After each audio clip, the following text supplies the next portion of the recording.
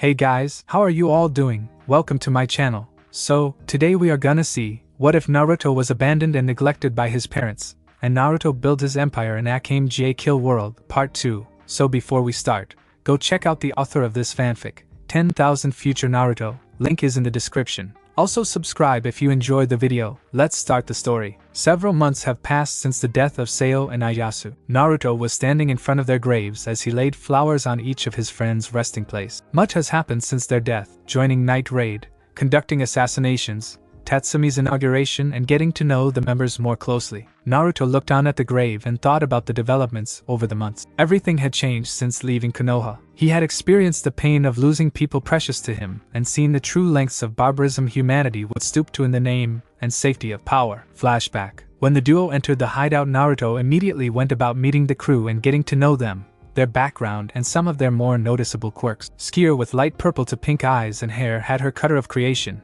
Ecstasy, which is a pair of giant scissors said to be able to cut anything. She is extremely talented in killing due to her open mindset, making her ruthless in combat. As such, the Revolutionary Army recruited her. Leone, who had short yellow hair and eyes, was raised in the slums of the capital and was scouted after saving slum children from being abused for sport by a group of nobles. After killing them, of course, she utilizes a Teigu in the form of a belt named Leone, which enhances her speed, reflexes, strength, and regeneration, similar to his cubified chakra. The people, because of her half-foreign blood, ridiculed Maine, who was raised in the western borders of the empire. He learned she joined the revolution when she found out it was forming alliances with countries from the west, and with the promise of improved diplomatic relationships under a new country, she entered the Night Raid. Akame, who was sold as a child then raised as an assassin, eventually joined after seeing the harsh reality of the empire, and was eventually persuaded by Negenda to join the revolution. She currently uses the one-cut killer Murasame, which is a long katana that is coated in cursed poison that kills anyone with its slightest cut on skin. This concerned him the most, and he wasn't entirely sure if he would survive the poison, so he thought it was best not to get cut in the first place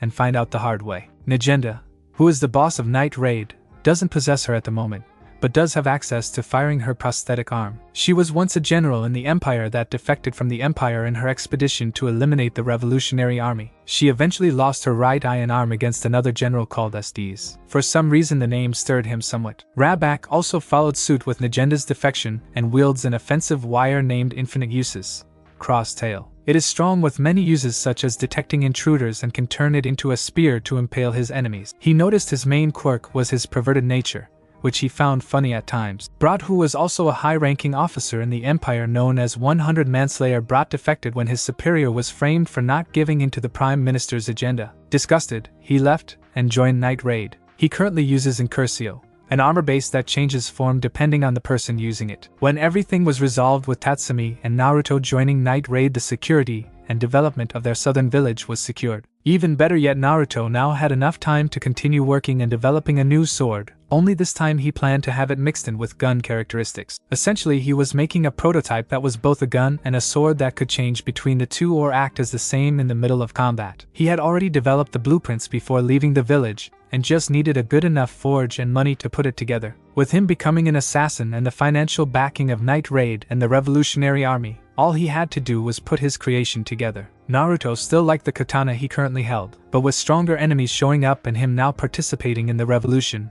he needed something more powerful. It didn't mean he was going to throw out the sword or give it away. It was his baby. Besides, he still needed it for combat because if he were seen in assassinations, the witness would be able to identify him by the uniqueness of his blade. The katana now acted more of a conspicuous weapon to draw suspicion away from him when he explored the capital openly. As soon as Naruto joined Night Raid, he had begun development on new seals that would alter his appearance as he kept his mask on, while also passively placing it on himself to ward suspicion away from his identity. The only downside was the subtlety wouldn't work on someone strong and experienced enough, and the new seal would continuously eat at his chakra reserves, meaning he had set time limits to work with. Henge was effective for hiding against targets, however he was an assault specialist, and Henge wasn't maintainable throughout combat, especially when hit. As such, seals, masks, and specialized clothing that hid his identity were necessary. Naruto had already purchased specialized assassination clothing during his business in hunting dangerous beasts/risk species. After all, certain species were better hunted at night than during the day, so blending into the shadows and keeping his scent different was important. His uniform basically consisted of long black pants, long black shirt, and light,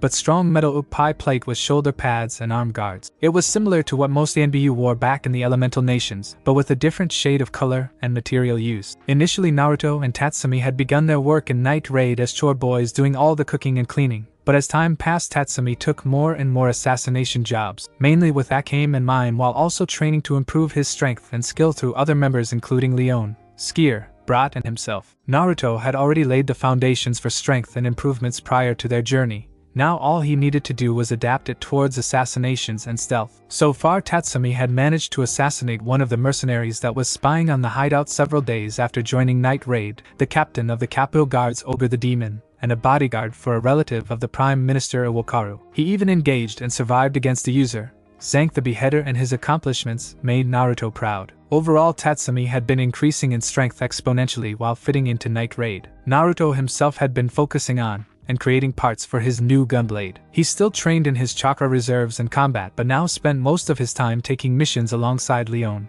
exploring and gathering information on the happenings of the capital. He had already easily proven himself a capable fighter when sparring against Brat and Leone.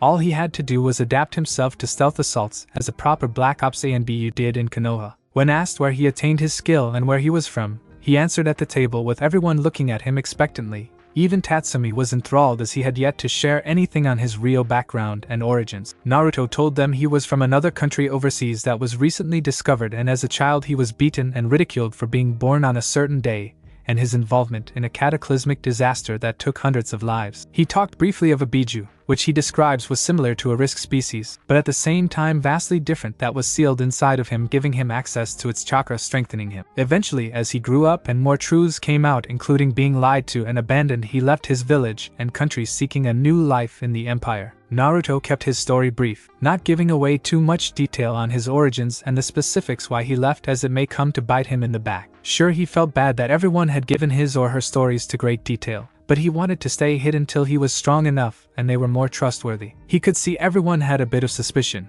except for Tatsumi, but he'd answer their questions more closely in time. Fortunately, Najenda spoke up, resolving the awkwardness. Naruto, I can tell you're hiding something. Just so you know, that's fine. She took a whiff of her cigarette before continuing in a serious but calm tone. We don't expect you to be open with all your secrets straight away. Trust has to be earned after all. But just so you know, we are fine with it. We all have done and experienced some stuff we want kept buried, but so long as it doesn't interfere with the mission, it will be fine. Flashback end. Naruto looked back on the graves of Ieyasu and Seo. He truly missed them and often had nightmares of failing them. They were now becoming less and less pronounced, but that didn't mean he was forgetting them. He just knew that those two would want Tatsumi and him to move on and create a better world for the future. He looked on for a while longer before he got up and walked back to the hideout. Later that day, Leone and Naruto were walking through the streets of another district. From the development of the houses, the missing windows, and the bare dirt on the ground, he could easily tell this was one of the poorer districts. Still, it was an exciting sight to him. He was currently wearing a light brown shirt, a pair of blue jeans, and a thick dark brown trench coat on his back. He looked at Leone, and as usual, she was decked out in conspicuous clothing, again emphasizing her curves and assets. White cloth arm guards held in place by golden braces, a white scarf around her neck, black leather underwear held in place by her belt, and a black leather bra barely covering her assets. To top it off, she wore white pants that had openings towards her crotch area emphasizing its position, and brown leather boots. When he asked out of curiosity why she wore those clothes, she responded that it was fun and liberal, and it distracted men, allowing her to kill them easier. That actually had him stop and think. It was a good strategy. He just didn't understand why the kunoichi in the elemental nations didn't adapt such a strategy. He guessed it was because they were more inclined to cover their modesty, or the more likely case, drew far too much attention to themselves. Leone was such a case. Hello Leone,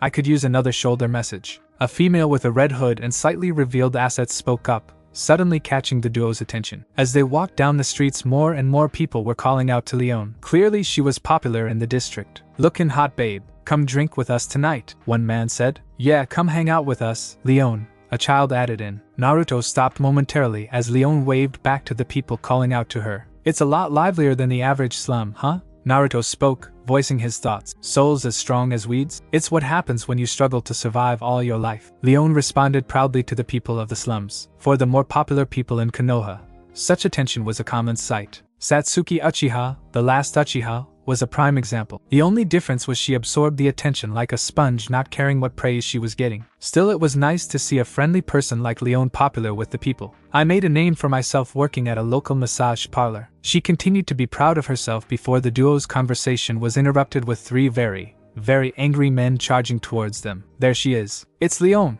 I'll have you pay your drinking bill. It's time to settle our gambling debt. I want your money you scammed off my brother. One thought crossed Naruto's mind as he and Leone began running away from the trio of angry men. Popular indeed. As if not caring for the whole situation, she continued talking. Whatcha think? Interesting place, huh? Yes, it reminds me of when I ran from angry people after I stole their stuff back when I was a kid. Always got away. Good times. Good times. Naruto chirped, finding the situation funny and ironic. Really, that means we have a lot in common. Wanna trade tips after this? Leone continued happily while pumping her arms trying to escape. Sure, it'll be fun, he replied enthusiastically. Leone did possess a similar personality like his, especially when he was a kid, and just like him, she was serious when she needed to be. At the Imperial Palace, the audience room, I have a report of a guardsman kneeling in front of the Emperor. It's about Generals Nakakido and Hemi. They are gone. They have joined the rebel army. All the generals in the audience room grew concerned with this revelation and spoke low-key to themselves. The military genius Nakakido has. This will make the rebel army a much bigger threat. If we don't get a handle on this, the Empire will. Do not let your thoughts run away with you. The child Empire stood up from his golden throne firm with his words while the Prime Minister stood behind him with a smirk.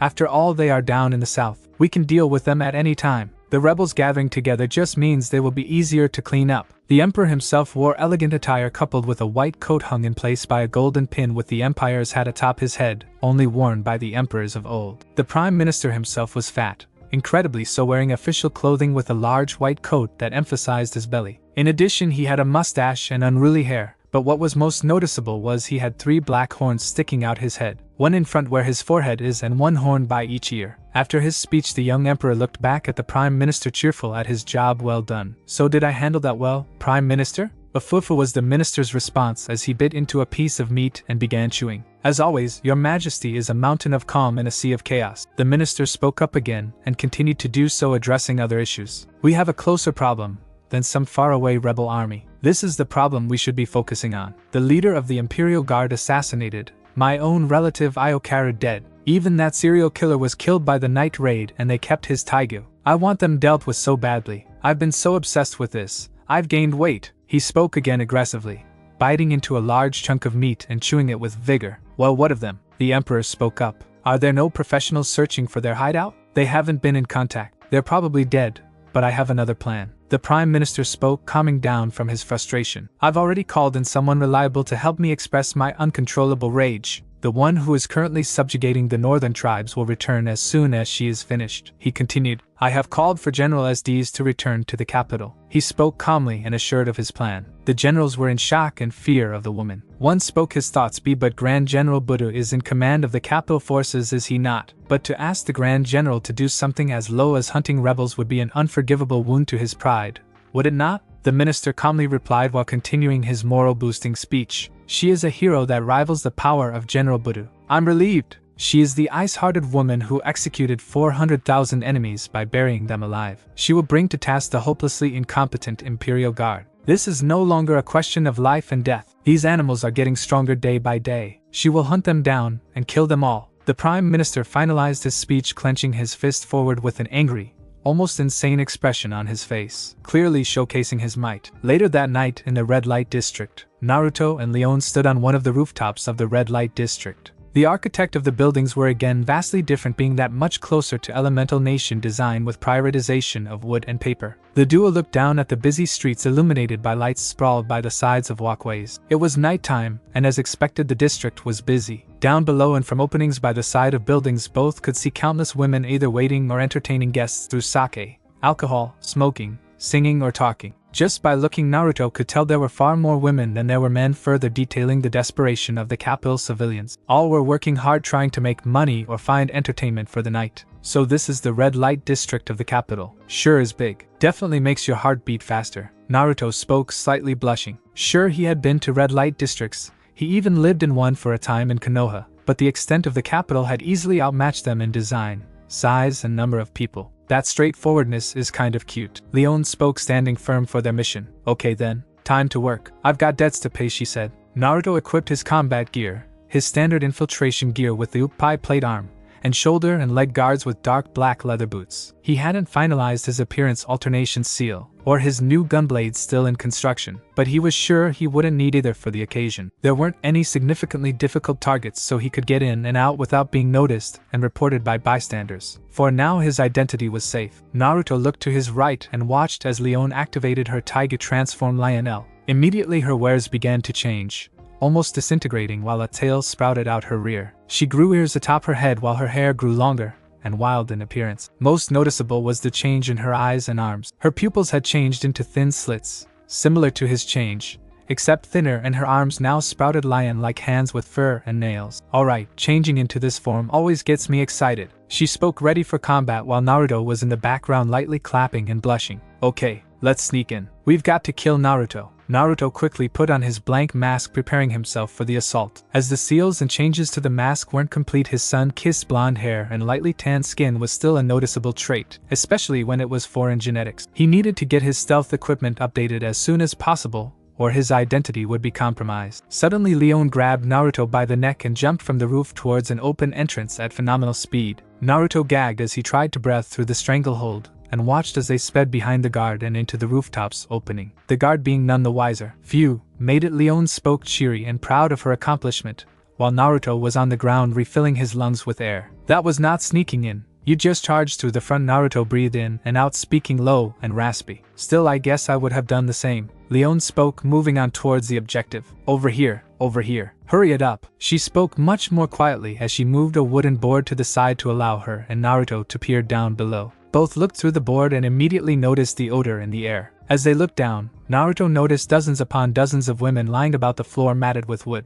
Some were naked, others clothed, while most were half naked with clothes slightly falling off. What was noticeably important was the large golden cauldron, the smoke in the air, and the pipes several women were smoking out of. Drugs, Naruto thought as he looked at the women. As he looked closer at their faces, he noticed that most had blank eyes, as if enthralled by the drug and the smell of the room. He had to stop himself from vomiting from the mixed smell of drugs and sex. A few seconds passed and two men walked into the room via thick paper doors. One had a small mustache with a distinct eye patch on his right eye, while the other wore a noticeable business suit and tie. Both had an expression of might and arrogance on their faces. Oh, very nice, very nice. The man with the eye patch spoke. It was becoming clearer and clearer from his get-up that he was high up in the ladder of the organization. He spoke again with a distinct cheer to his voice. Hey there, girls. If you keep earning money well, I'll make sure to send around some more medicine. Alright, girls? Okay, why was the unison response. Boss, take a look at this one. The grunt spoke up as he looked towards an unresponsive girl lying down on the floor with a very small and revealing yukata, emphasizing her curves and assets. Ah, damn it. This one's done. She smells like fish. She's broke. The now identified boss spoke, a slight hint of frustration in his tone. I need some of your drugs. The female managed to speak out, her eyes devoid of life, while she pressed her assets onto the leg of the grunt.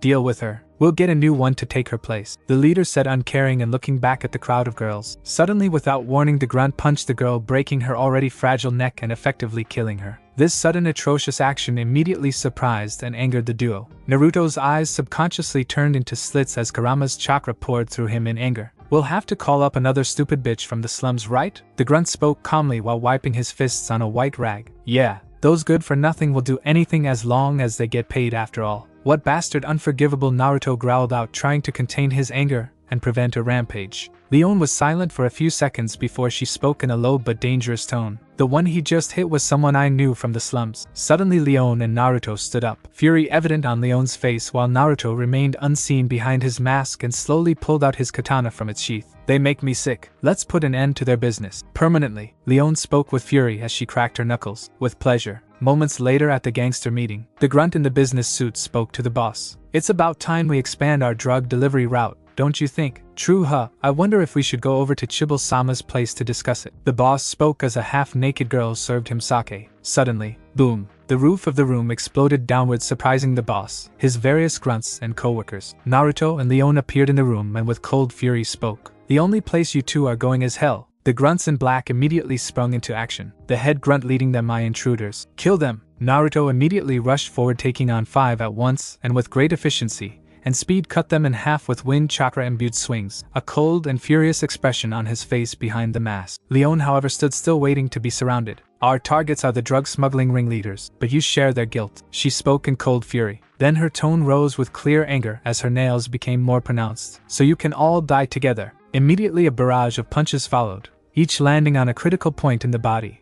Then she kicked them all at once, smashing them onto the wall at great velocity, making a small crater and effectively killing them. With the power shown, an executive in the organization went crazy, taking out a handgun and aiming it at Leone. Don't fuck with me. If you think I'm going down that easily, you've got another. But the executive wasn't able to complete his sentence or open fire as his upper body was cut off, with Naruto appearing in front of the now dead man. Leone instead went directly to the boss, capturing his neck in her lion-like hands and began choking him. He began begging, trying to find middle ground to ensure his survival. What do you want? Money? Drugs? I'll give you whatever you want if you just let me go. Leone spoke calmly, her hair covering her eyes in her fury. I don't want either of those things. What I want from you is your life. As she finished her cold fury speech, a feral grin appeared on her face. Who the hell are you guys? We're nobodies. Leone brought her fist back, pouring power into the punch. From where he could see, Naruto noticed the change in wind as she did so, and when she let loose her punch, just like a spring, the power behind it was great. The boss was immediately propelled through the air, destroying the back wall. As Naruto looked on, he could see an apparent hole in his torso where Leone had punched, and the blood dripping out of the dead man's mouth. Therefore, disposal of society's trash suits us just fine. 1 hour later, as Leone and Naruto began their journey back to Night Raid. So what's going to happen to all those broken down girls now? Naruto spoke, getting her attention. That's not our problem, is it?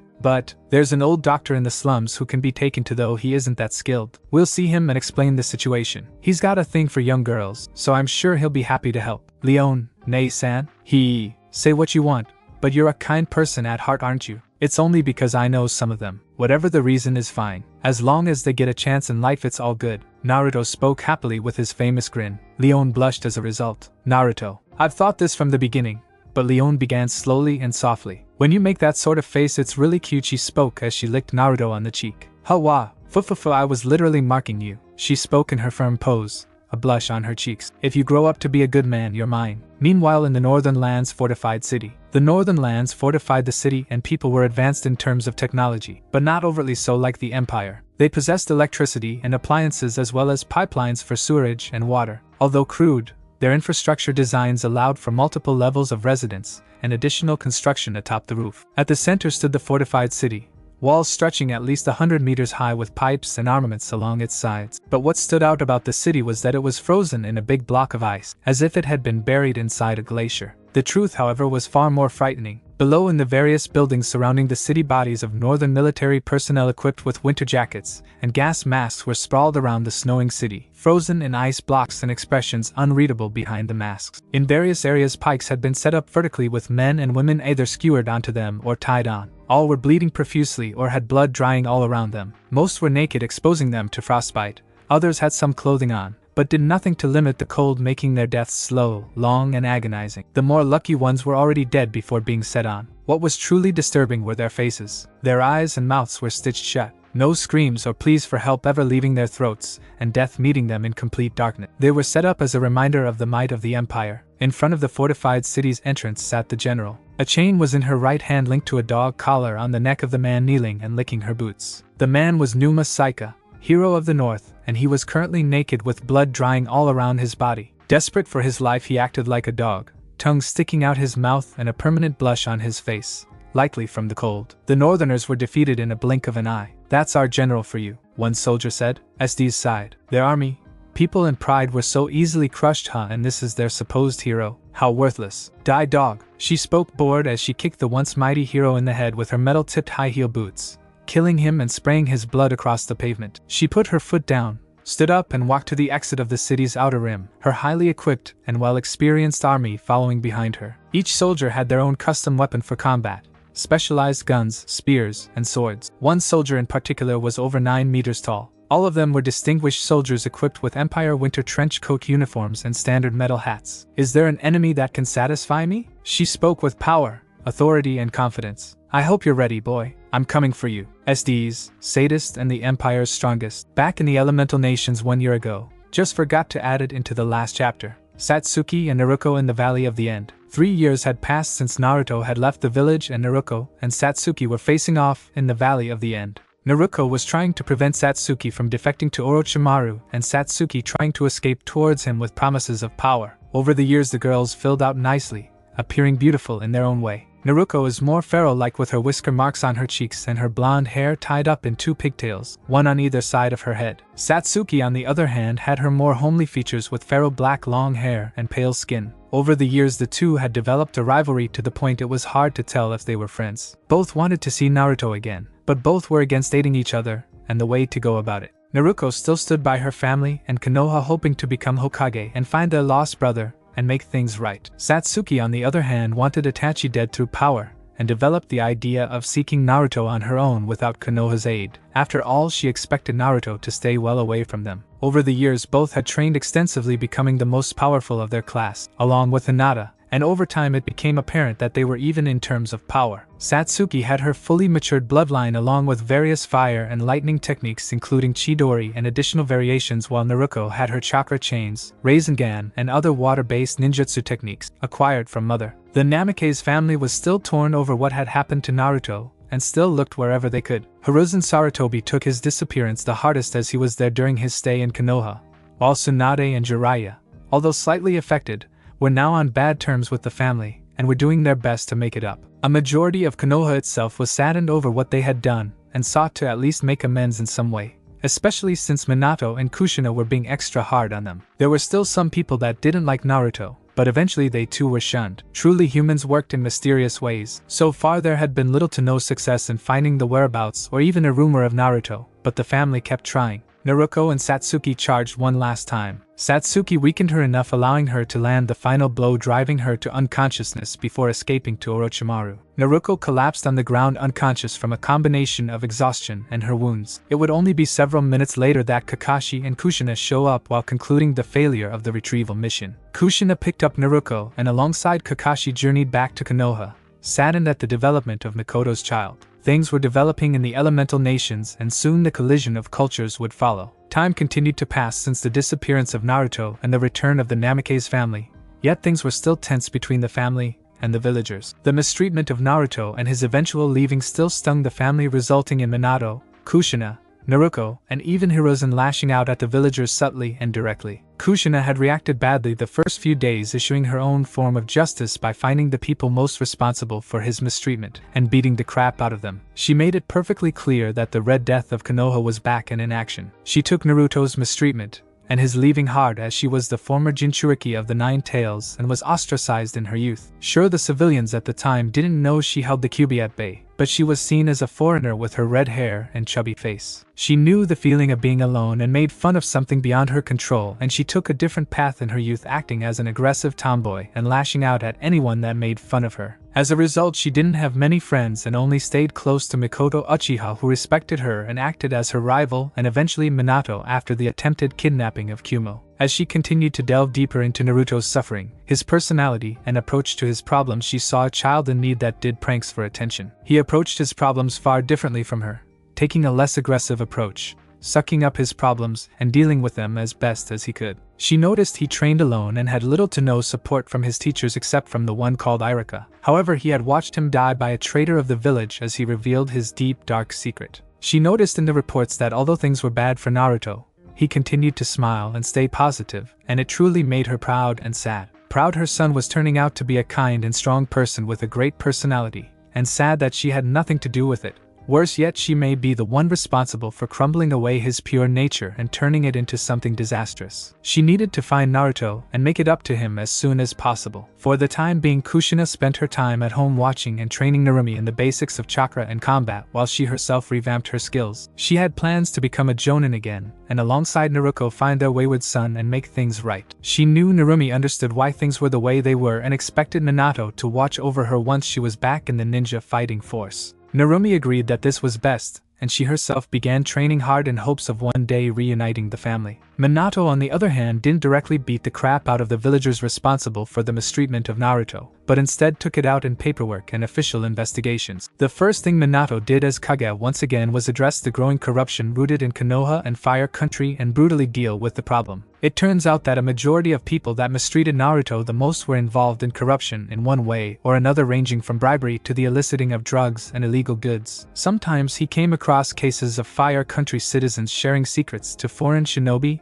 and enemies of Konoha. Following a long and brutal investigation and its eventual conclusions, those convicted, they eventually paid a visit to Ibiki Marino and Enko Mitarashi for torture and interrogation before meeting their end in the public execution platform, keeping children away of course. At first the civilian members of council spoke out in an uproar, but as the days passed on they too were found to play a hand in corruption and with evidence were also convicted, tortured and executed. It turned out that a majority was delving their hands in gold and greed, doing what they liked behind Sarutobi's back. They too paid for their crimes and their wealth converted back into Konoha's financial reserves. Now the civilian council was composed of people that looked out for the good of Konoha and Fire Country civilians. Sure, there were a few members that had played a hand in Naruto's mistreatment, but Minato and Hiruzen knew they were truly remorseful for their actions and were doing their best to make up for it. Still, a close eye was kept on them. Time progressed and Minato began rebuilding diplomatic relations with neighboring countries and allies of Konoha, including Takigakure and Suna. Although things are still tense with Suna, the more minor nations surrounding Konoha were also seeing Konoha as the key player, particularly with the return of Minato to power, and in the case of war,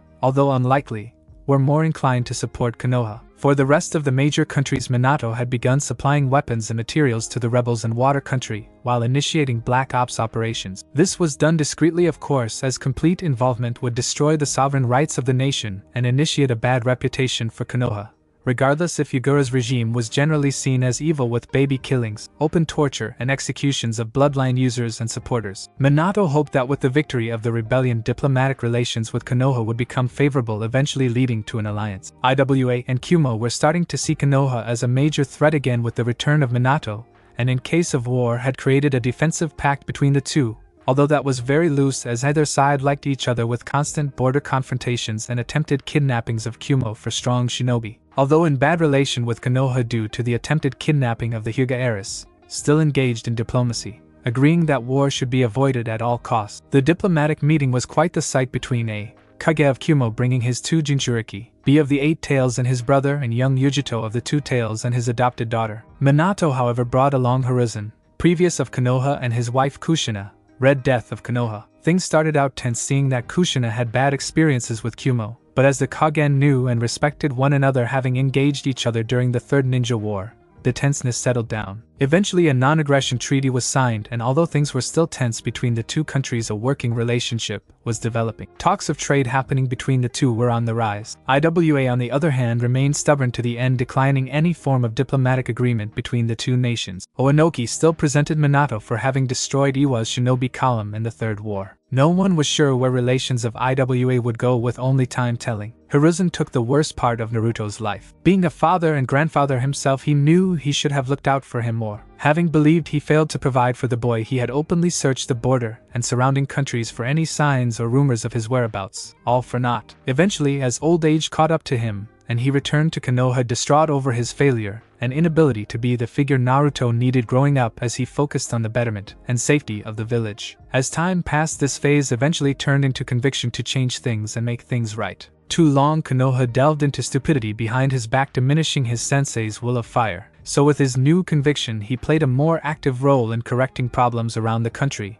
and inside Konoha. Although Minato Namikaze was now acting Kage, Hiruzen played a major role as an advisor and in backing him from the sidelines by establishing his authority and support with the shinobi clans and their leaders. Although his direct involvement in the village has been reduced, the more free time he had allowed him to improve his work quality, and alongside Minato stamped out corruption. He continued to play a major role on the council, acting as the key advisor while at the same time increasing his training and involvement in Konohamaru's life. He had made mistakes in the past, but it was never good to delve into them forever. After all, the next generation shouldn't suffer for his mistakes. These days it was more accurate to say there were two acting Kages who were strict on the happenings of the village. With the greater logistics and growth, the development of the Fire Country skyrocketed, reaching beyond the initial phases of the founding of Konoha. Shinobi and civilian curricula began improving and advanced beyond the basics, allowing for a range of improvements to take place. It no longer catered just towards clan heirs and the privileged. For instance, the basic 3 for graduation, henge,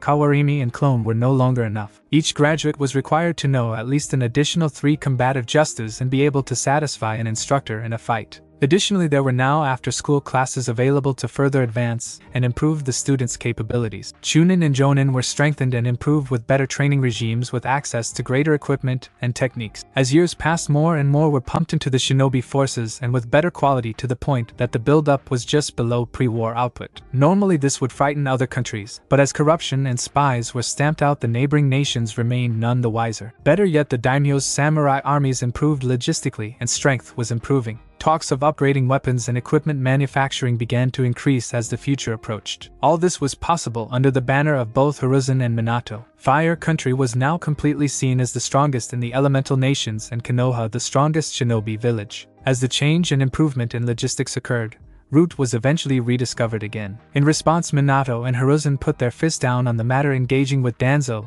and the elders on the issue. Both had basically said that as long as they conducted missions approved by the Kage and were loyal to Konoha and himself, Danzo could maintain and train his troops. However, certain conditions had to be met, such as the inhuman conditioning of the forces no longer being permitted. The reason for the leniency was simply because Danzo had worked for the greater good of Konoha, no matter how dark, and Minato could see the logic behind his moves. Danzo and the elders accepted, seeing no other alternative. Besides, under the influence of Minato, conditions of Konoha and Fire Country were significantly greater than before. Now Danzo was responsible for aiding the Bloodline supporters and conducting covert missions against Yagura, with the population being none the wiser. Jiraiya and Tsunade eventually returned, having heard of the Namake's return, and were greeted with scorn from the family and a painful fist from Minato and Kushina. Jiraiya knew Minato was alive from the Toad contract and explained that he had a sophisticated spy network to maintain for the safety and security of Konoha. He couldn't bring along Naruto as the danger would be too great, and he would be recognizable by enemy shinobi as the offspring of the Namakes. Logically, it was a sound excuse.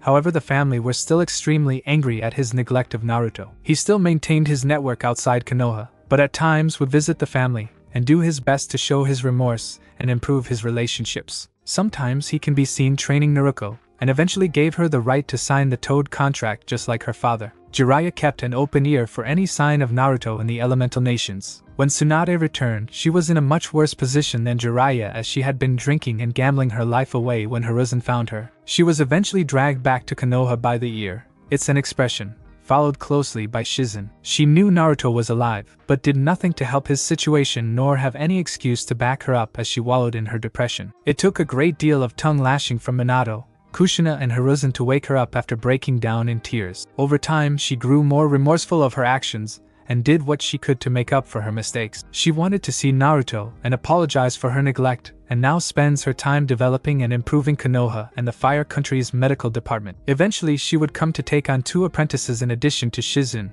Sakura Haruno and Hinata Hyuga. Kakashi Hatake, although happy with the return of his teacher, was saddened by the loss of Naruto. True, he wasn't close to the kid directly, but he was one of the ANBU assigned to protect him at times, and he did. He couldn't be there all the time as he was a Black Ops ANBU, and he was the next one powerful after Hiruzen and Itachi. As such, he was an important resource. He secretly helped Naruto when he could, leaving money, food and other important needs when he could. Being open was not permitted under the guise of an ANBU. Naruko spent her time in school training and had done so for several years. She worked hard with dreams of bringing his brother back, apologizing and making things right for the family. She had focused hard in her studies, making her intelligent. However, far from the intelligence of her father at her age, as well as improving her ninjutsu reservoir, allowing her to conduct several water-based techniques and effectively use the Rasengan and Shadow Clone, not as much as Naruto can. As time progressed, she made friends with the other clan heirs, but of particular importance was her friendship and permanent rivalry with Satsuki and Hinata. Satsuki continued her studies with extra vigor, eventually being taken up by a Jonin instructor, Kakashi Hatake, seeing himself and Obito's relationship similar to Naruto and Satsuki. After classes allowing her to learn and develop further while quickly catching up to her rival's capabilities, she was able to learn additional fire-based ninjutsu and develop her second affinity for lighting in the form of the Chidori with several variants. Hinata eventually became more vigorous in her work and studies after finding out the truth of her idol and crush on Naruto and his eventual departure. She worked tirelessly on the Byakugan and gentle fist techniques of her clan, developing her combat ability to the point it rivals both Naruto and Satsuki's abilities. She doesn't possess ninjutsu or capabilities, but she is seen as the strongest taijutsu fighter of the class. She dreams of meeting Naruto again, and eventually becoming heiress to remove the slave seal of the clan. The relationship between the three started out rough, with Satsuki and Hinata disliking Naruto for her role in the abandonment of Naruto. While Satsuki and Hinata already had a distinct dislike for one another, Hinata was Satsuki having Naruto's attention, while Satsuki seeing her frail and weak at the time. Eventually the dislike developed into a rivalry where the trio would try to outdo one another.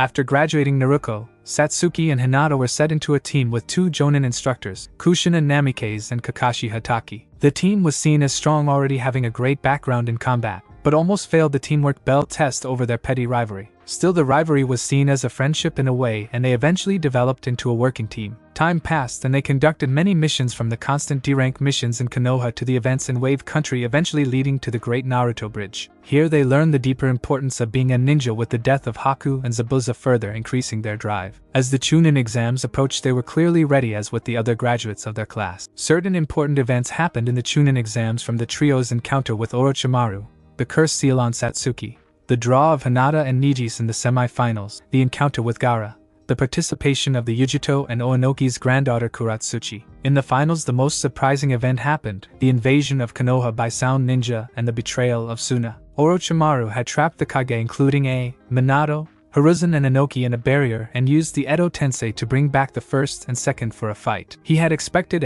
and Onoki to side with him and crush Konoha as the chance presented itself, however instead was met with a unified front of Kages against him, leading to a temporary alliance between, and the eventual defeat, of Suna and Sound. Orochimaru however still managed to get away. At this time Kushina, Naruto and Satsuki worked together to bring down Gaara and Ichibi using chakra chains, Gamabunta and the occasional from Satsuki. It eventually turned out that Orochimaru had killed the Suna Kage and posed as him during the exams for the destruction of Konoha. As such, leniency was given to Suna for their actions, and Konoha began helping them rebuild their losses. Eventually, as Suna recovered, a Kage was needed. The newly reformed Gaara took the seat, working hard to improve the Sun and Wind country, allowing it to prosper. With the aid provided with Inoki and relations improved for a time, with the expectation of peace and the unification of the continent. This, however, was not to last, as Kiri eventually finalized their civil war, leading to the victory of the bloodline users and execution of Yagura's fanatical supporters. Mei Terumi took the stage as Kage and daimyo as the economy was destroyed and the prior water daimyo was dead.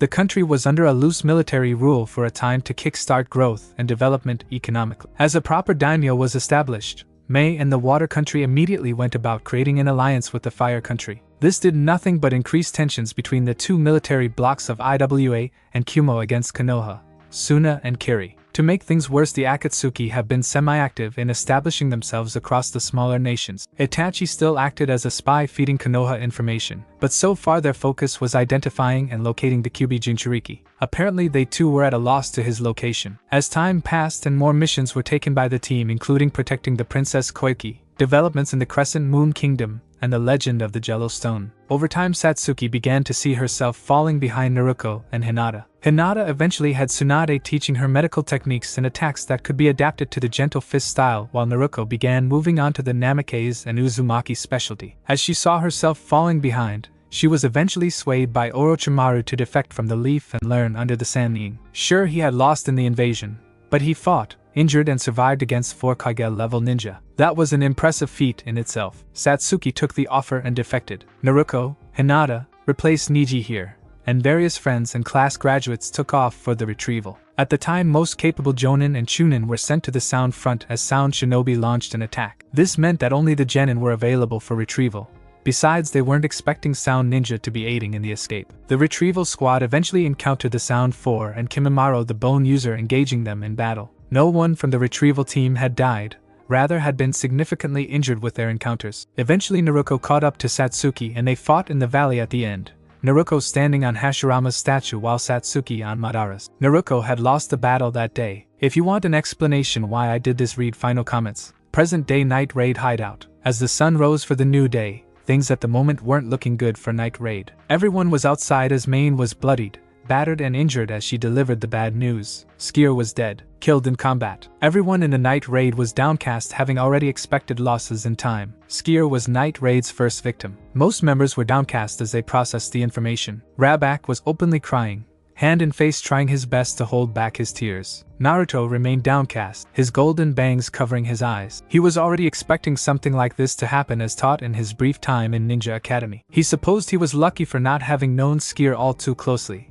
Still, it hurt to know a comrade had died in such a gruesome manner, eaten by a Teigu. Tatsumi took the situation far differently than everyone else, having been close to Skier in a more personal manner. Looking at it, it was an expected reaction. He was still new to the death of comrades in battle. He himself went through a similar phase with the death of Iruka and his killing by Mizuki. The only difference was he got his revenge immediately after. Tatsumi wouldn't. Where is the person who did it? Main, Tatsumi spoke, cold fury evident in his tone and his desire for revenge lapsing his judgment. What do you intend to do, Tatsumi? Nagenda spoke calmly, pain and loss evident in her voice. Teeth gritting in anger and frustration, he looked back in fury. It's obvious, isn't it? Revenge. Stop. If you go off half-cocked, all you will be doing is increasing the body count. Nagenda spoke calmly with a strong hint of frustration. Hey, our friend was killed. Do you think I'm just going to sit here and stay silent? Tatsumi shouted while tears poured out his eyes. Brat punched Tatsumi in the face, pushing several meters away from his original position. Tatsumi stared back at Brat. Stop acting like a child, Tatsumi. Compose yourself. When did anyone ever say that we couldn't be harmed or killed? You knew this could happen when you joined us. Brat shouted back, fury and authority evident in his voice. Naruto spoke, not to criticize Tatsumi, but rather in an effort to comfort him and depart knowledge from his experience. Tatsumi, I know it hurts and I know you were closer to her than me, but this is a cruel world. Night Raid is a product of its cruelty. Be thankful she fought to the end. Everyone was distraught over the loss and morale was dropping. As the leader tasked to ensure morale, Nagenda spoke with strength and authority. Skier's death was certainly not pointless. The Empire will now finally understand it takes a Teigu to fight a Teigu, and they will now bring in more users to fight for them. But what this means for us is that the chances to collect more will increase. Also, this is the real beginning of the life and death struggle. Outside the capital, far into the distance by a cliff overlooking the capital's outer wall and forests, a dragon danger beast along with 3 figures in cloaks looked on into the distance. Of striking importance was the female figure that sat atop the dangerous beast, tall and confident, long blue hair flickering in the wind. She sat with a chain in hand as if it were some sort of pet. The female looked into the distance at the capital and the large palace reaching up into the sky. I'm home, capital, Omake, Tatsumi and the Teigu. Nagenda was on the chair sitting down and about to address Tatsumi after his recovery from the fight with Zank the Beheader. Surrounding him at the sides were the members of Night Raid, curious about the development. Naruto himself was there leaning upon a wall by the side of a window, also curious about what was happening. Tatsumi, your wounds are pretty healed, right? Spoke Nagenda as she hunched forward and addressed Tatsumi casually. The Teigu we took from Zank. I want you to try using it. She continued as she held out the eye-like Teigu with her mechanical arm. Really? No one else wants it? Tatsumi spoke excitedly about acquiring the power of a Teigu. He had seen what they could do from the members and knew how powerful they truly were. Brat spoke up, showcasing his white healthy teeth and massive hairdo. I don't know what it is. Mohawk? It's only 1 Teigu per person. Rabak butted in because it takes considerable mental and physical strength to control them. Tatsumi reached out towards the Teigu and for a moment stared at it with a happy expression on his face before placing it on his forehead, and nothing happened. It has the ability to read minds, right? Try reading me. Akame spoke, also showcasing her calm excitement, while decked out in her black assassin dress. There was nothing about it in the book, but it's a Teigu after all, so I'm curious to see what it does. Nagenda continued while taking a whiff of her cigarette. Tatsumi concentrated hard, head up high, and trying to read whatever was on Akame's mind. I want to eat meat tonight. He spoke with vigor and concentration. Exactly, amazing. Akame spoke in calm excitement. It was hard to tell if she meant it or was a form of sarcasm. Naruto and Leone were sweat dropping at the scene in front of them. Their interaction was comical. I don't want him to read my mind. If it really has 5 different sight abilities, try one of the other ones. Main spoke up casually with arms crossed. Naruto didn't know what was going on, but Tatsumi started freaking out with a huge blush on his face. He knew that blush. It was his innocent expression he had when he was seeing something perverted, like when he saw Seo in a hot spring bath. Wait, perverted? Different sights? Naruto paused, shocked and unable to comprehend what to think or say. Here was Tatsumi innocently practicing with the Teigu to only find it could look through clothes. A thought crossed his head. Couldn't the Byakugan do the same? Naruto guessed he best say nothing and waited off. Besides, he could tease him later on seeing Akame naked. Suddenly, oh no, it's rejected. Rabak spoke, noticing the sudden tiredness with Tatsumi. Hurry and take it off, Akame spoke worriedly. What's going on? I suddenly feel tired, Tatsumi spoke on the ground, having collapsed from sudden exhaustion. It's the compatibility, it seems Teigu isn't suited for you. Najenda spoke casually yet again. Main inputted her thoughts in her usual lecturing manner. You were thinking about how uncool it looked or something, weren't you? The user's first impression of Teigu is important, you know. Najenda picked up Teigu and looked at Naruto. Naruto, your turn. Try it on. Sorry, won't work. Aren't compatible with chakra users. They simply don't recognize us at all. He replied calmly, having discovered it was not him that was responsible for its non-interaction, rather the power of chakra he possessed. Why is that? Don't know. Maybe because we use energy in our bodies and both aren't compatible. This will need to be sent to the Revolutionary Army headquarters then. It'll need to be analyzed so it can become part of our fighting force. Akame decided to speak up, educating Tatsumi and Naruto on other goals of Night Raid while we are an assassination team. Collecting the lost is one of our submissions. When we run into enemies who possess a Zank, we take them even if the weakest of them are invaluable. Akame spoke with a finger raised like a teacher. The more we have, the stronger the army becomes, or something, right? Tatsumi spoke, scratching his head and slowly recovering from the energy drain. Correct, you and Naruto should read this book of known Teigu. Tatsumi opened the book to see a vast collection of Teigu. Inside he could see mains, akames and skiers already. Naruto peeked around the side and also began reading, curious at what dangerous Teigu he would encounter. As he looked, he saw the boomerang spear Teigu inside wielded by the pirate. Appears he got lucky as it had other abilities. Speaking of, which is the strongest Teigu? Tatsumi spoke, looking away from the book and directly at Najenda. There was a brief silence before she spoke. Their use and compatibility change, but if I had to say, the ice manipulation Teigu is what I think. Luckily for us, its user is currently busy conquering the northern tribes. Najenda spoke low-key and remorseful, with her prophetic arm reaching out and covering her right eye patch. She was in deep memory. Rabak then began a long explanation of the north, but Naruto wasn't paying attention, instead focusing on the words ice manipulation. He remembered the town that was destroyed southwest of the Empire and the frozen river. Was the very same ice manipulation Teigu user there? If so, he was truly lucky to make it out of there alive. He had seen how strong the people of the Empire were, and if he hazarded a guess, the generals were comparable from a rank to S-rank ninjas. From the strong presence he could feel from the center of the capital, the ice user could range into the SS class. Rabak continued talking as Naruto remained in deep thought. They are strong and even have their own hero. Numa Saika, hero of the North, prince of the northern tribes. With his spear in hand, he's never lost a battle. A brilliant tactical genius who the northern people have absolute faith in, and currently the Empire's greatest threat. His army uses the country's most fortified city as a base of operations. They've even become strong enough to invade the Empire. Therefore, in order to keep that from happening, the Empire dispatched an expeditionary force to subjugate the northern tribes. It was dark, hot and damp, with light visible only from the fire heating the 40-meter diameter cauldron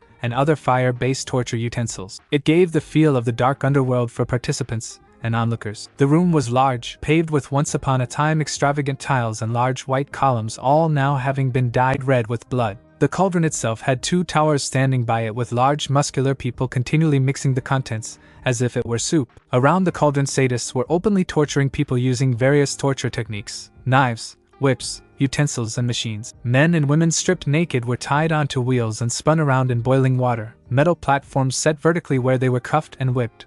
People pushed on and sustained in metal spiked chairs, and more beaten bloody with spiked knuckles. The lucky ones died in the process, or met their end in the beheading platform. Screams were loud, constant and excruciating for the new and inexperienced observers. New victims entering the chamber, and full of energy, were shouting their lungs out, begging to the torture to stop. Those that were already hours in torture chamber were only moaning in pain, out of energy and dying. Some that had managed to survive long enough were picked up and dragged towards the large boiling cauldron, expecting to meet their end in a soup of bodies. Sadists of all kinds reveled in their enjoyment of torturing their victims, pulling their hair, beating and cutting them up where they could. Come on, let's see if you can scream louder. This is what happens to those who oppose the Prime Minister. Then suddenly someone feminine spoke up, momentarily pausing the torture and pain. What is this? Looking at you all is just pathetic. What was that? A sadist spoke aggressively as he spun his head around, only to meet a frightening sight. Esdeath-sama. What met the sadist's sight was Esdeath in her white military uniform, followed by 3 powerful officials. One was extremely tall and buff,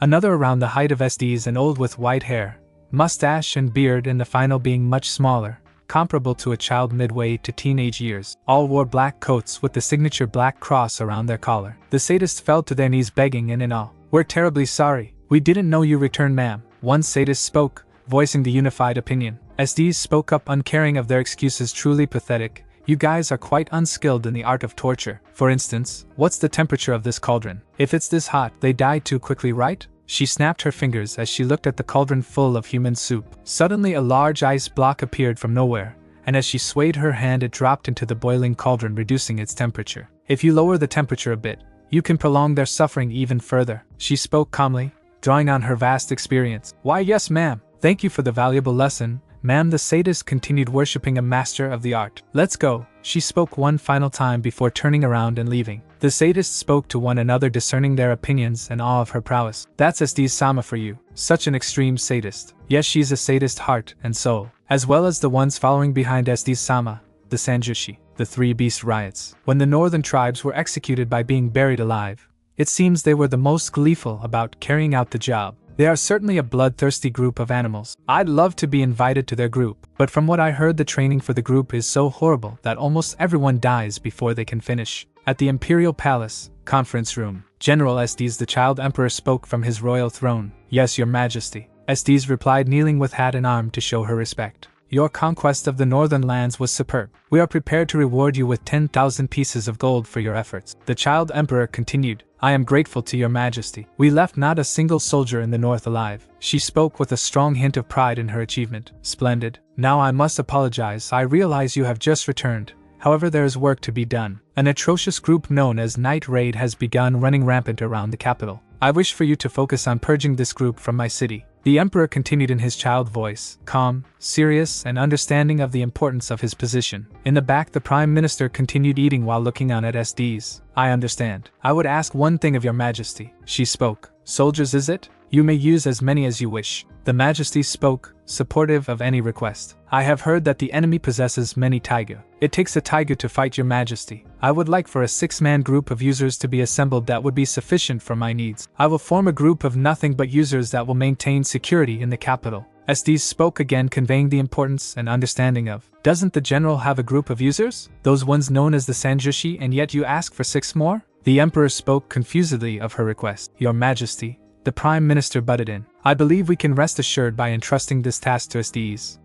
If you say as such, then I will not question it. Will you handle the preparations? He spoke out, with great trust towards the Prime Minister evident. Of course, your majesty. I will see to it personally. Esdeath finalized. Then I can be assured that peace shall return to the capital. The Emperor spoke out in relief. Thank you. General Esdeath is a very loyal subject. The Prime Minister spoke out in relief with a round box of sushi in hand. I don't believe just giving you gold is a suitable reward for the task. I wish to give you something special. Is there anything you desire, such as titles or lands? The Emperor spoke again, determined to thank Esdeath for her contribution. There is one thing, if I may dare say. What is it? He spoke curiously. I was thinking, it may be nice to try love. Esdeath spoke calmly, not embarrassed over her proclamation, yet a small, but unnoticeable blush developed as she thought over someone in the past. The Emperor and Prime Minister were stunned at this new development, staying silent for several seconds and unsure how to proceed. Then, that's right. You are of marriageable age and yet have not married. The Child Emperor began, momentarily confused on how to proceed before recovering and immediately understanding her situation. He spoke confidently with hand on fist as if Esdeath's request was the most understandable request ever made. The Prime Minister, however, was less understanding, still confused and shocked at the sudden development, and it showed in his voice. However,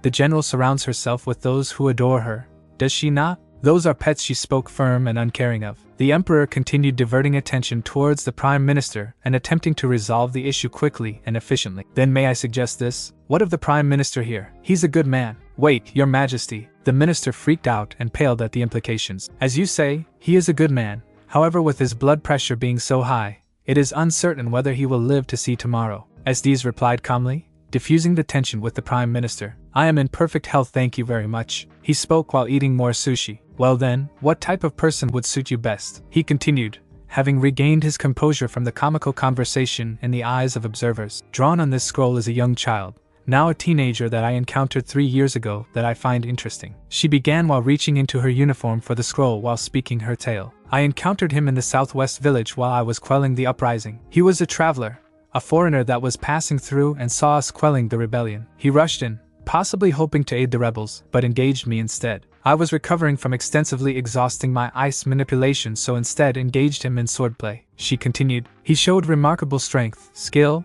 durability and prowess that extended our fight well into the 30-minute mark, and although I had recovered completely long ago, I continued to fight him, surprised at his capabilities. From what I can tell, he was only 10 to 11 years old. He interested me, still does. She unrolled the scroll while still kneeling, showing her sketch of him. The minister and emperor were enthralled with her story, but were broken out as they looked onto the picture of the child that had interested Esdeath greatly. They looked at her really crude drawing of the person, and sweat dropped. The only noticeable features they could make out were the blonde hair, blue eyes and whiskers on his cheeks. Esdeath continued her story, not noticing or not caring for their reactions. I eventually gave the subtle order for my army and the Sanjushi to surround him and cut off his retreat.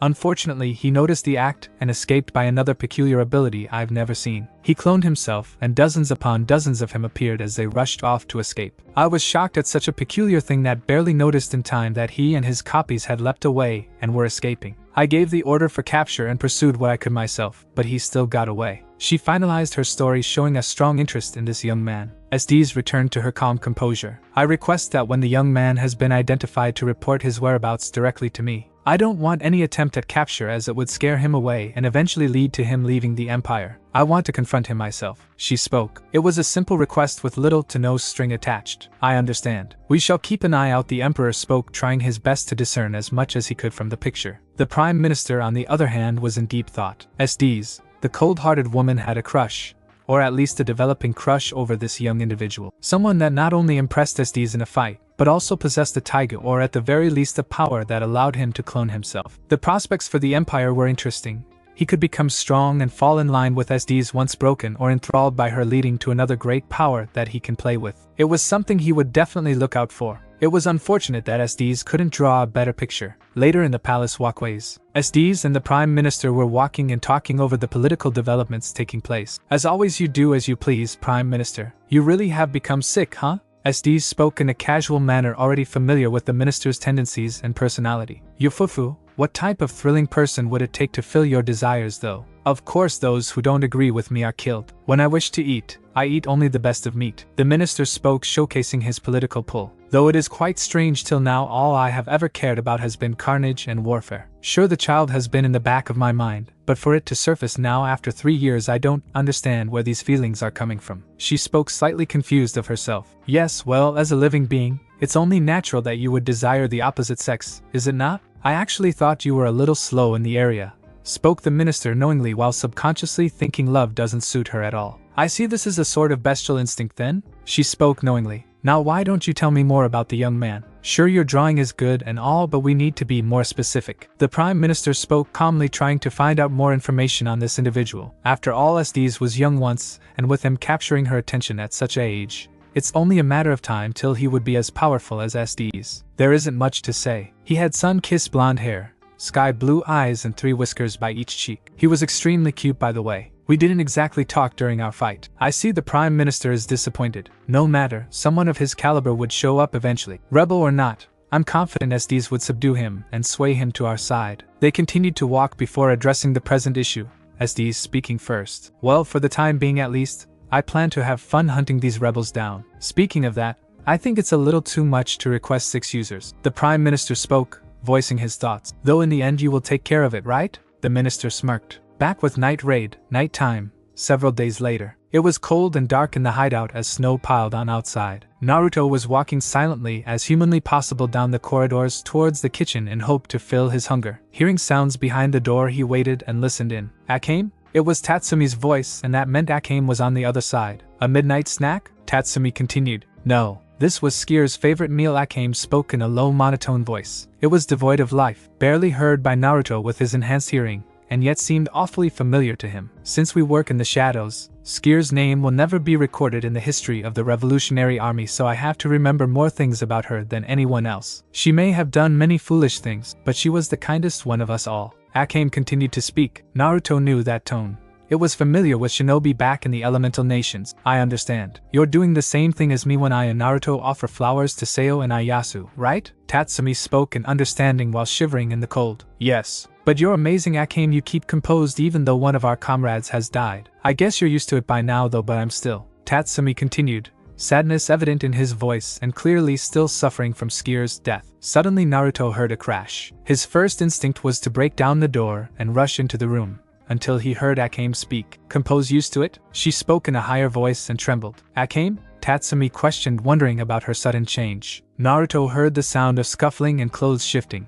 Whatever was happening, it was serious. Sure enough, I have seen many allies die before my eyes. Akame spoke much louder, her monotone voice gone and her voice filled with emotion and pain. However, she shouted, one of our precious comrades died. There's no way you can ever get used to this kind of pain. By now Naruto could hear shouting and crying behind the door, Akame full of emotion, a great difference in contrast to her usual monotone self. But these feelings will have an impact on our next mission, so I go around acting like I'm fine about it. We work in the shadows. What would I do if I couldn't flip this switch? She screamed out at Tatsumi, pain clear and evident all around. And you call this being composed? How am I supposed to feel about Skyre's death? How am I? Naruto now remembered why she was monotone most of the time. He recognized those personalities anywhere. It was even described in what ninja classes he attended, even if he was paying little to no attention. Akame exhibited a personality similar to assassin veterans in the Shinobi and ANBU Corps. She bore the personality of someone with great pain and many regrets, losses he couldn't even begin to fathom. Sure, he himself had been outcast, ostracized and beaten, but that was nothing compared to someone experiencing loss and death constantly. He had started training around the same time she did,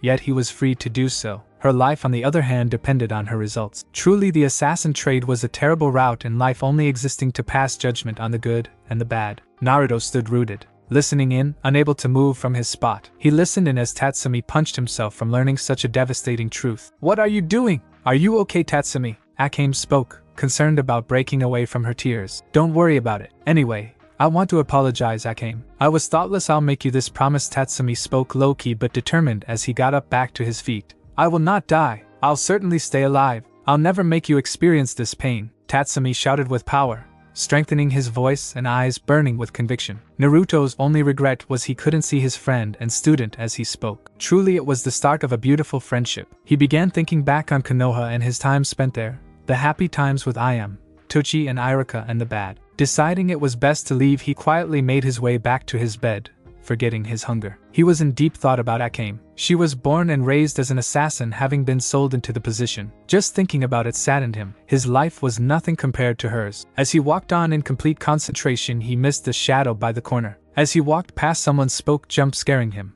Before he managed to compose himself, Naruto looked on. It was Leone in her Teigu form and slightly giggling from Naruto's scare. You know, she spoke, you shouldn't listen in on other people's conversation, especially romantic ones. She continued, lightly giggling while deactivating her Teigu. You're one to talk. You use your to enhance your hearing and listen in as well. He spoke, annoyed at being found out after the extra effort he went to in hiding. Caught me red-handed. So cutie. Have you ever lost someone close in battle? Leone spoke, serious with a hint of concern. She knew the look of someone in deep thought. From the looks of things, you know more of what Akame was talking about if your deep thought was anything to go by. Naruto was silent for a few seconds before he spoke up, entrusting her with more detail on his past. Yes, my teacher, he spoke, voice filled with a hint of pain and regret. In our village we had shinobi. Essentially, it is a small city of thousands of assassins. Many had comrades that died in wars and missions. He began departing what he knew. Slowly, the evidence of pain and regret in his voice escalated. It is common for people to become introverted, monotone, or flip the switch when necessary. Everyone has different ways of coping. Some lashed out at others. Towards the end, Leone noticed Naruto spoke with greater anger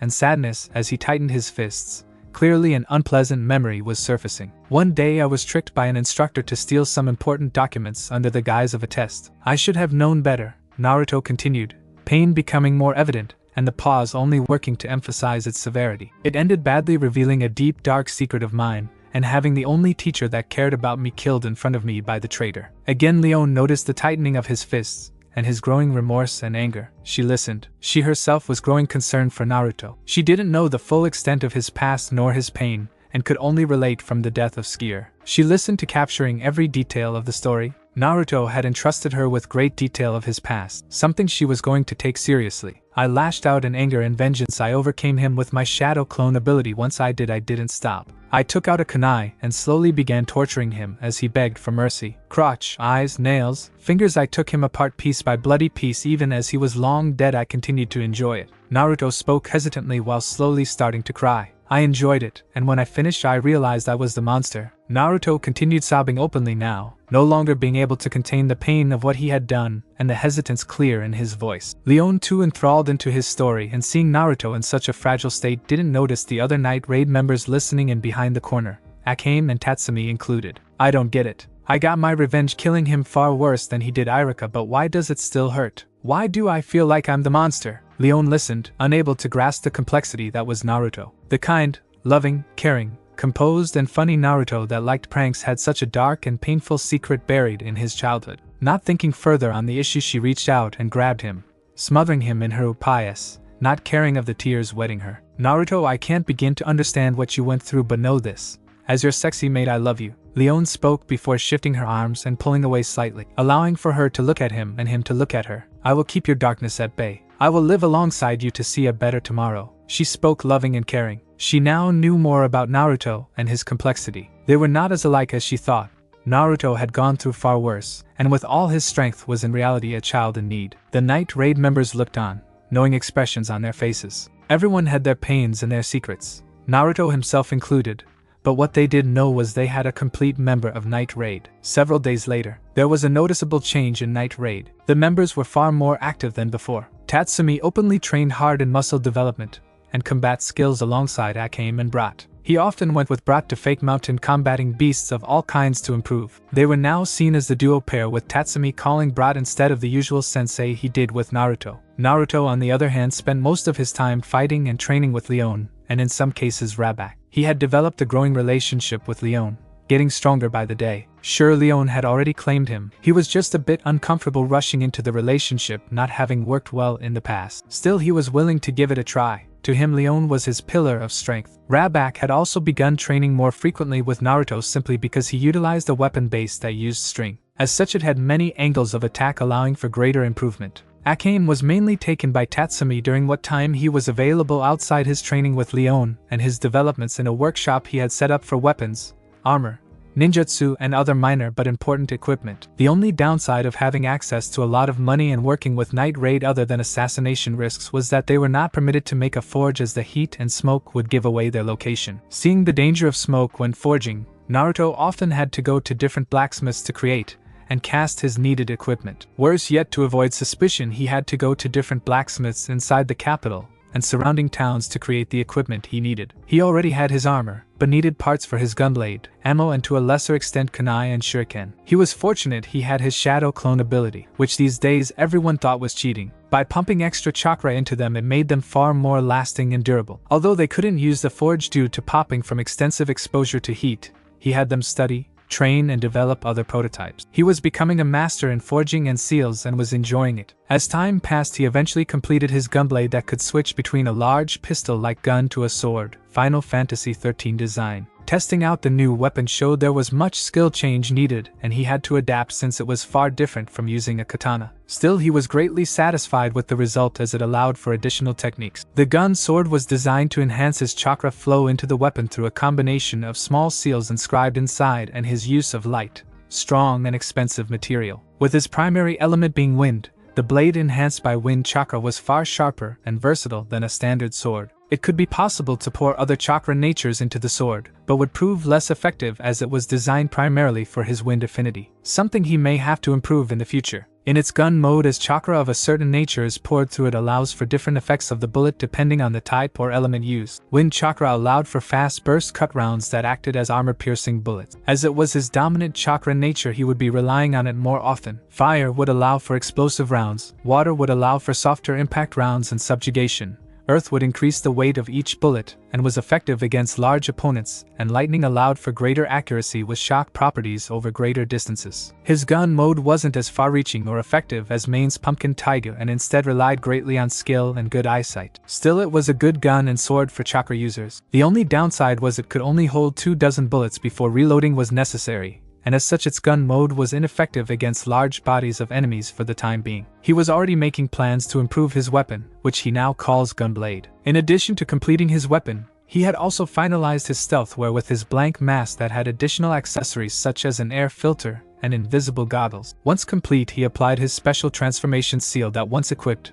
the mask would draw on his chakra passively to maintain the transformation. As much as he wanted a design on the mask, he couldn't give anything away. Eye holes could lead to exposure of his real eyes if something went wrong with the seal, and changing the area of the mouth would remove the filter. Sure, he had a great immunity due to Kurama, but in the assassination business it was better to be safe than sorry. In addition to this advance, he had properly developed and improved his body storage seals to store his equipment and prevent traveling in bulk. This, however, would only be used undercover, as the ability used in public could lead to him revealing himself. As a precaution, he had developed these equipment for assassination and stealth combat, as using any of the equipment openly in public could lead him to being identified. So for the moment he had his katana, kunai, shuriken and set techniques when he is out in the open and in casual wear, while he had his assassination armor, transformation mask and gun blade as his guise. It was better to be safe than sorry after all. Naruto had also begun re-entering his training with the Kyuubi's chakra after things finally settled down in Night Raid. Kurama was okay with it,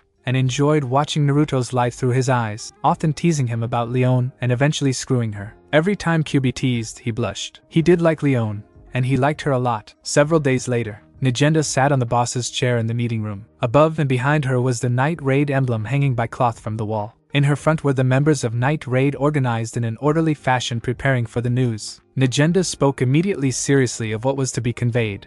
Everyone is here. I have 3 pieces of bad news to relay carefully. She became even more serious as she spoke. Everyone tensed for the news. First, I can no longer contact the local team. The more experienced members of the Night Raid looked on in shock. Local team? Tatsumi asked, confused. While Naruto stood waiting for an answer, Akame replied, addressing Tatsumi and Naruto's curiosity, the empire is vast. We specialize in carrying out assassinations in the capital, but there is another team that handles the areas around it. It's currently being investigated, but the likelihood that they are dead is high, so be prepared for that. Nigenda spoke again, low morale affecting her. For the time being, I think it may be necessary to strengthen security around the hideout. Yeah, I'll increase the range of my threads, Rabak added. I'll also lay about more trap seals and clones. Be sure to keep to the designated paths. Naruto also put forward his defense. That was another thing he and Rabak worked together on. They were in charge of security and the early detection of intruders. Their detection ranged into a kilometer around the hideout, focusing on key points of entry. Naruto had the additional advantage of detection from the sky via his use of clones. Secondly, Esdeath has finished conquering the north,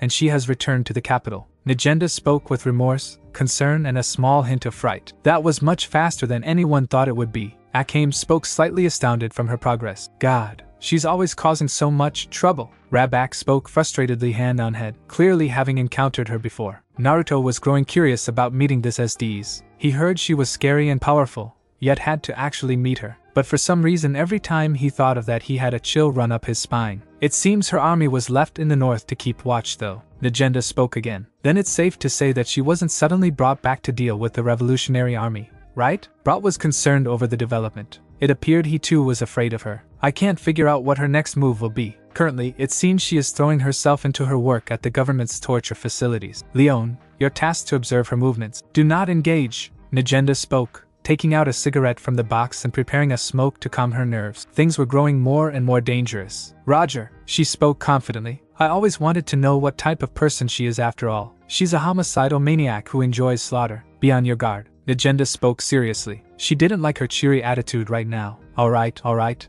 And finally, there has been a string of murders in the capital. The targets are civil officials. The deaths of 4 officials and 61 bodyguards. She continued, changing the subject while lifting a fake Night Raid poster with her mechanical arm. The problem is these posters claiming to be from Night Raid have been found at all crime scenes. Brat spoke up, looking at the poster and folding his arms in thought. They're framing us for the crime? It's easy to see their fakes, right? But that's obvious, isn't it? I mean, for us to suddenly start claiming responsibility seems a bit far-fetched. Tatsumi also spoke, inputting his thoughts. That's what I thought for the first and second cases, but now it seems it could have been us. Nigenda continued. Why? After each incident the officials increased security. Even so, they are still being killed. In the last incident, the former Prime Minister Choyuri and around 30 highly skilled guards were all massacred, as well as his daughter, who was a disciple of the Imperial Fist Temple's master. Nigenda took a whiff of her cigarette before continuing. No one but us could accomplish something like this, is the popular opinion. Akame spoke up, concluding something very important. The criminals are just as powerful as us.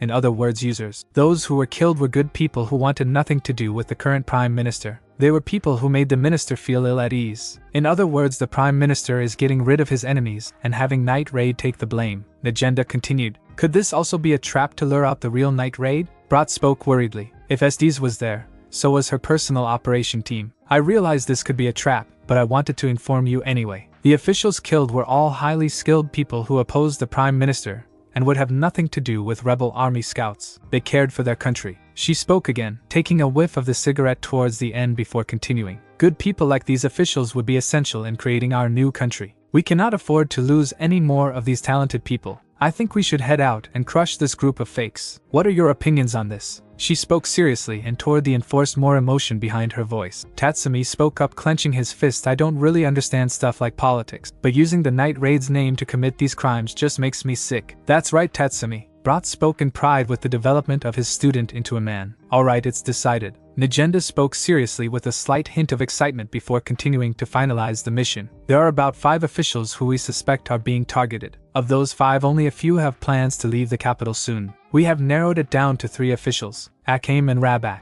Tatsumi and Brat, and Naruto will provide protection for them. Why am I working alone? Naruto questioned. Sure, he could handle himself, especially with the development of his new weapons and stealth wear, but wasn't that risking it too much right away? I've seen what you can do, Naruto. Sure, you'll be hard-pressed against your opponents, but you have proven yourself as an exceptionally strong and resourceful fighter with the advantages of cloning. You've got your new equipment, and surprise is an advantage. Time to put it to use. Right, Naruto spoke firm and confident. He was happy the boss thought highly of his capabilities. You will be guarding a minister traveling by the road with his contingent of bodyguards. Keep out of sight till a move is made. They don't know you're there. Najenda spoke, informing Naruto of his objective. If attacked, you would automatically coordinate with the bodyguards to dispose of the fakes. Now move out. Thanks for watching my video, and make sure to check out the author of this fanfic. Link is in the description. See you next time. Till then, sayonara.